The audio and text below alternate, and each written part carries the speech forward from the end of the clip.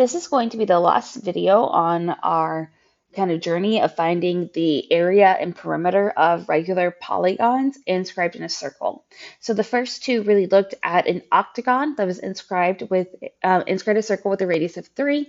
We then looked at the area of an n-gon, and now we're going to look at the perimeter of an n-gon. So our goal is to see a lot of similarities between when we did with an octagon to when we don't necessarily know what number of sides our shape has or what the radius is. So some things are still consistent. These are still going to be the radii of my circle. And we know that this larger angle here, which we can call theta, is 360 divided by the number of sides that our shape has. Now, in order to find the perimeter, I need to know the length of this side of my shape. I will state before I go much further that there are multiple different methods that you can do this. If you have already learned the law of sines and the law of cosines, you might be able to use those to help you out to find the length here. However, for the sake of where we're going, I'm going to be using right angle trig. In order to do that here, I need to create some right triangles. In order to do that, I'm going to drop down a height from the center to the edge of my shape. Because this is a height, I know that both of these angles I just drew in are going to be 90 degrees. Oftentimes when we do this, it's not always super helpful because we don't know what it does to my angle up here. However, I know that this triangle is isosceles because both of the sides were created by radii, so they're the same length. Isosceles triangles are really cool because when you drop a height, it perfectly splits this angle in half and it splits this side in half. So I'm going to label this side as x and x. I'm going to label the entire length here as L. So I can say that L is equal to 2x. And we're going to get to that in a second. But the length of this entire side is equal to whatever I can solve here doubled. So getting it as such. That also means that up here, my angle was split. So if the larger angle was theta, I'm going to call this smaller one theta over 2. And we're going to come back and create an expression for that in a second.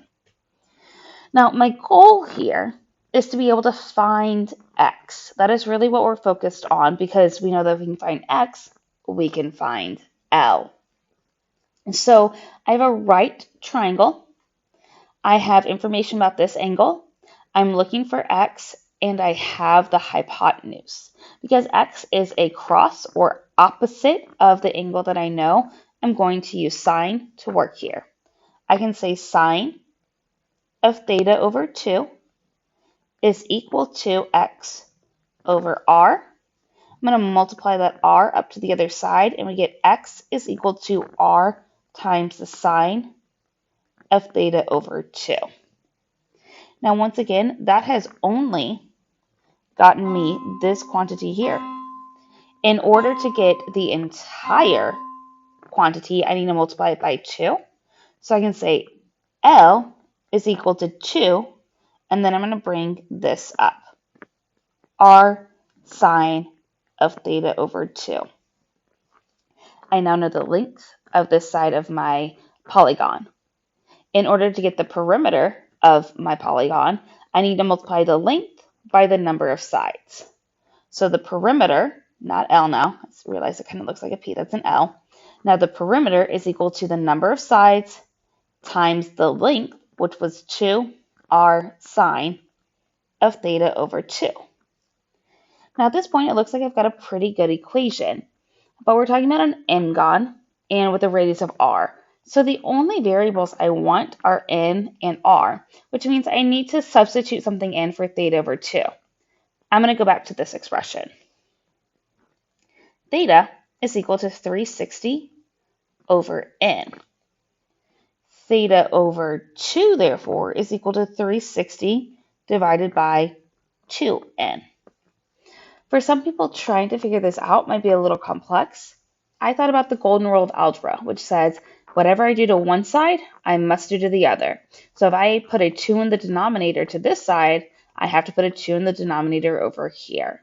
So that's an easier way. A lot of people have been left with the expression 360 divided by n divided by 2, which we don't like a 3-layer fraction. We only want a 2-layer. These are equivalent. So our final expression here is going to be P equals N to R sine of 360 divided by 2n.